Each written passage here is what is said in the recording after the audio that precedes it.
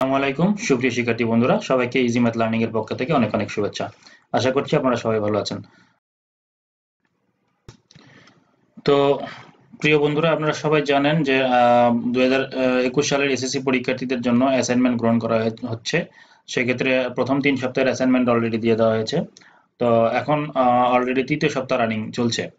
তো এর মধ্যে শিক্ষা মন্ত্রণালয় থেকে অ্যাসাইনমেন্টের পূর্ববর্তী যে অ্যাসাইনমেন্টে দেওয়া ছিল সেই অ্যাসাইনমেন্টের বেশ কিছু কারেকশন আসছে, অর্থাৎ শিরোনামগুলোর বেশ কিছু জায়গাতে কারেকশন দেওয়া হয়েছে।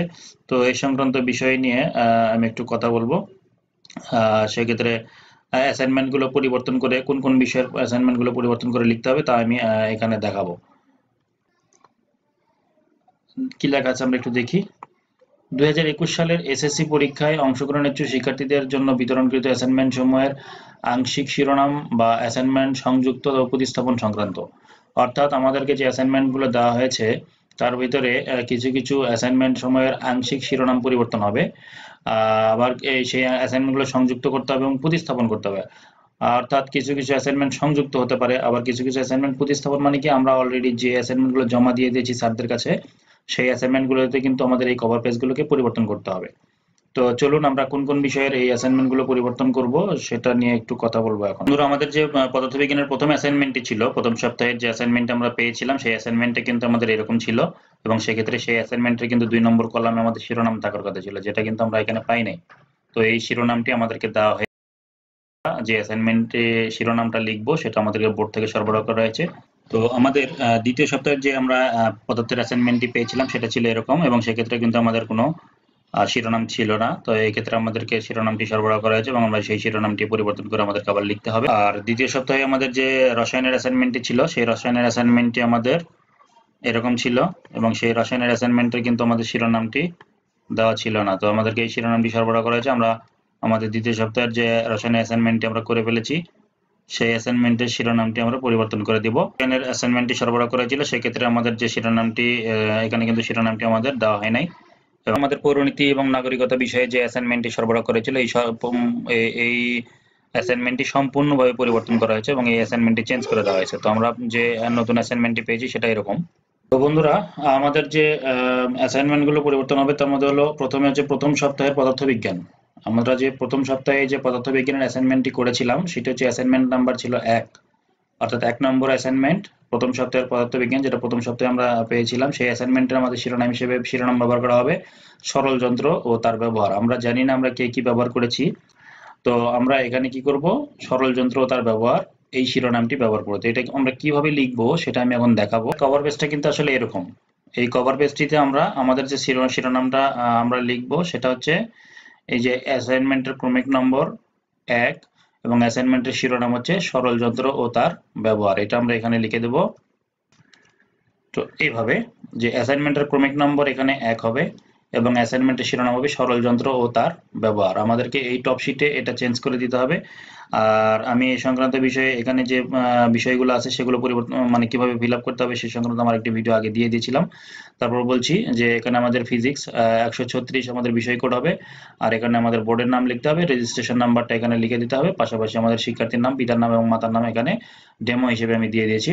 তো বন্ধুরা, এখানে আমরা মেইন যেটা কথা বলছিলাম সেটা হচ্ছে সরল যন্ত্রতার ব্যবহার। এটা হচ্ছে আমাদের পদার্থবিজ্ঞানের অ্যাসাইনমেন্টের 1 নাম্বার যে অ্যাসাইনমেন্ট ছিল, অর্থাৎ প্রথম সপ্তাহের অ্যাসাইনমেন্ট, সেখানকার শিরোনামটি এটা হবে।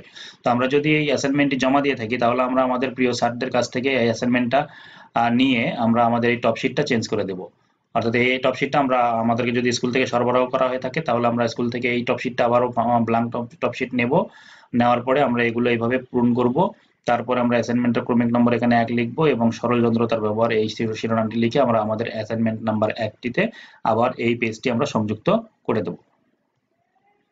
এখন আসি দ্বিতীয় সপ্তাহের যে পদার্থবিজ্ঞানের অ্যাসাইনমেন্টটা ছিল সেটা হচ্ছে দ্বিতীয় সপ্তাহের অ্যাসাইনমেন্ট, পদার্থবিজ্ঞানের অ্যাসাইনমেন্ট নাম্বার হলো 2, অর্থাৎ 2 নম্বর যে অ্যাসাইনমেন্টটি ছিল সেই অ্যাসাইনমেন্টের শিরোনামটি হবে গতি ও এর রাশিমালা। তো আমরা এখানে এই গতি ও এর রাশিমালা এই কথাটা আমরা লিখব। তো এটা আমরা কিভাবে লিখব, ঠিক আগের মতোই। আমরা আগের মতোই এখানে যে অ্যাসাইনমেন্টের ক্রমিক নম্বরটি হবে 2, অর্থাৎ আমাদের 2 নম্বর অ্যাসাইনমেন্ট হবে এটা। আর আমাদের অ্যাসাইনমেন্টের শিরোনাম হবে গতি ও এর রাশিমালা, যেটা বলছিলাম এখানে গতি ও এর রাশিমালা, এটি আমাদের পরিবর্তন করে এভাবে গতি ও এর রাশিমালা এটা আমরা লিখে দেব, আর আমাদের ওভারঅল যা ছিল ঠিক সেভাবেই থাকবে। দ্বিতীয় সপ্তাহের রসায়ন বিজ্ঞান অ্যাসাইনমেন্ট নাম্বার 1 অর্থাৎ 1 নম্বর অ্যাসাইনমেন্ট যেটা ছিল রসায়ন বিজ্ঞানের, সেটা আমরা দ্বিতীয় সপ্তাহে পেয়েছিলাম। তো এই দ্বিতীয় সপ্তাহের যে রসায়ন বিজ্ঞানের অ্যাসাইনমেন্টটি ছিল আমাদের, সেই অ্যাসাইনমেন্টের শিরোনামটি আমাদের এভাবে লিখতে হবে। সেটা হচ্ছে বিভিন্ন 4টি মৌলের নিউট্রন সংখ্যা, বোর মডেল অনুসারে পরমাণুর গঠনের চিত্র, শক্তি স্তরে ইলেকট্রন বিন্যাস এবং উপশক্তি স্তরে অরবিটাল সমূহের ইলেকট্রন বিন্যাস। এটা হচ্ছে আমাদের এই অ্যাসাইনমেন্ট নাম্বার 1 রসায়নের অ্যাসাইনমেন্ট নাম্বার 1 এর শিরোনাম। তো এটা আমরা এখানে লিখব। তো বন্ধুরা, আমাদেরকে যে টপ শিটটি সরবরাহ করা হয়েছে, আমরা যদি লিখে থাকি অলরেডি, তাহলে আমরা আমাদেরকে আবারও একটি টপ শিট সংগ্রহ করতে হবে এবং সেক্ষেত্রে আমাদেরকে এটা এইভাবে লিখতে হবে।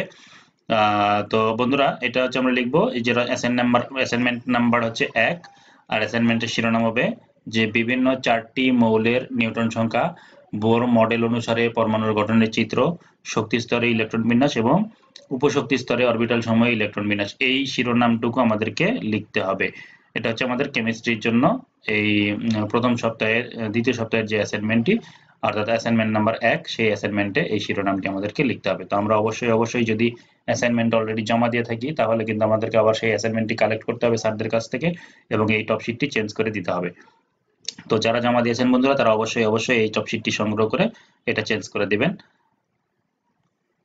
আর যারা এখনো জমা দেন নাই, তাহলে তারা এই টপ শিটটি নতুন করে পরিবর্তন করে এইভাবে কারেকশন করে লিখে তাহলে জমা দিতে পারবেন।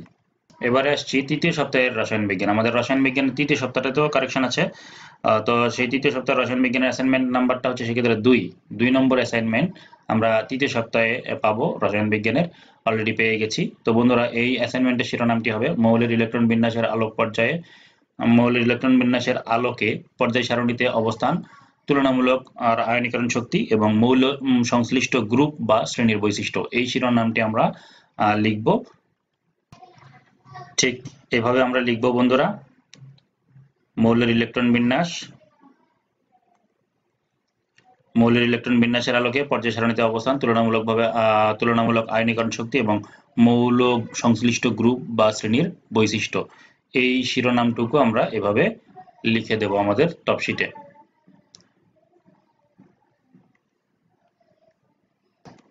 এরপরে আমরা যারা আমাদের হায়ার ম্যাথ আছে বা উচ্চতর গণিত আছে, তো বন্ধুরা দ্বিতীয় সপ্তাহের উচ্চতর গণিতের ক্ষেত্রে আমরা কি করব, আমাদের অ্যাসাইনমেন্ট নম্বরটি হবে 1 এবং সেই অ্যাসাইনমেন্টের শিরোনামটি আমাদেরকে পরিবর্তন করে লিখতে হবে স্থানাঙ্ক জ্যামিতির মাধ্যমে বহুভুজ সংক্রান্ত সমস্যার সমাধান। তো আমরা এই শিরোনামটি আমরা আমাদের অ্যাসাইনমেন্ট নাম্বার 1 উচ্চতর গণিত অর্থাৎ দ্বিতীয় সপ্তাহের যে আমরা উচ্চতর গণিতের অ্যাসাইনমেন্ট পেয়েছি, সেক্ষেত্রে আমরা এই শিরোনামটি ব্যবহার করব। তো বন্ধুরা, আমরা এইভাবে আমাদের বিষয় কোড হিসেবে 126 আমরা ব্যবহার করব, হায়ার ম্যাথমেটিক্স এটা আমরা লিখব এবং অ্যাসাইনমেন্টের শিরোনাম হিসেবে আমাদের থাকবে স্থানাঙ্ক জ্যামিতির মাধ্যমে বহুভুজ সংক্রান্ত সমস্যার সমাধান। এই কথাটুকু আমরা এখানে লিখে দেবো, আর আমাদের অ্যাসাইনমেন্টের ক্রমিক নাম্বারটি হবে 1। তো এখানে আমাদের এইভাবে এই টপ শিটটি চেঞ্জ করে দিতে হবে এবং এই টপ শিটটির মাধ্যমে আমরা অ্যাসাইনমেন্টের শিরোনামটি চেঞ্জ করে লিখব। এবারে আসি আমাদের যে বাণিজ্য বিভাগের যে বন্ধুরা আছেন আমাদের ব্যবসায়ী শিক্ষা শাখার, তাদের সেই সকল বন্ধুদের ক্ষেত্রে তৃতীয় সপ্তাহের হিসাব বিজ্ঞানের অ্যাসাইনমেন্ট নাম্বার 2 এর শিরোনামটি পরিবর্তিত হবে। সেক্ষেত্রে আমাদের পরিবর্তিত শিরোনামটি হবে সাধারণ জাবেদার ধারণা এবং গুরুত্ব। সাধারণ জাবেদার ধারণা ও গুরুত্ব। তো এটা আমরা আমাদের অ্যাসাইনমেন্ট নাম্বার 2 হিসাব বিজ্ঞানের অ্যাসাইনমেন্ট নাম্বার 2-তে আমাদেরকে এই শিরোনামটি লিখতে হবে। তো বন্ধুরা, আমরা আমাদের অ্যাসাইনমেন্টের টপ শিটে আমরা অ্যাসাইনমেন্টের ক্রমিক নাম্বারটি 2 লিখব এবং অ্যাসাইনমেন্টের শিরোনাম লিখব হচ্ছে সাধারণ জাবেদার ধারণা ও গুরুত্ব। এই কথাটুকু, এই শিরোনামটুকু আমাদেরকে লিখতে হবে। তো আমরা এটা অবশ্যই এইভাবে আমরা লিখে দেব। আর আমাদের দ্বিতীয় সপ্তাহের যে পৌরনীতির অ্যাসাইনমেন্ট আমরা পেয়েছিলাম, সেটা ছিল অ্যাসাইনমেন্ট নাম্বার 1। আমরা অলরেডি দ্বিতীয় সপ্তাহের যে পৌরনীতির অ্যাসাইনমেন্টটি পেয়েছি, সেই অ্যাসাইনমেন্টে আমাদের ভুল আছে এবং সেই অ্যাসাইনমেন্টটি সম্পূর্ণভাবে পরিবর্তন করা হবে এবং সেক্ষেত্রে আমাদের এই অ্যাসাইনমেন্টটি হবে নতুন অ্যাসাইনমেন্ট দেওয়া হয়েছে। তো এটা আমাদের স্যাররা অবশ্যই দিয়ে দেবে, আর যদি আপনারা পারেন তাহলে ওয়েবসাইট থেকে এটা সংগ্রহ করে নেবেন। তো আমি তারপরে এখানে দেখাচ্ছি। তো বন্ধুরা, 2021 সালের এসএসসি পরীক্ষায় অংশগ্রহণকারী শিক্ষার্থীদের জন্য অ্যাসাইনমেন্ট এই পৌরনীতি এবং নাগরিকতা, আমাদের বিষয় কোডটি হলো 140 এবং এই যে এটা হচ্ছে আমাদের অ্যাসাইনমেন্ট, পরিবর্তিত অ্যাসাইনমেন্টটি হবে এটা।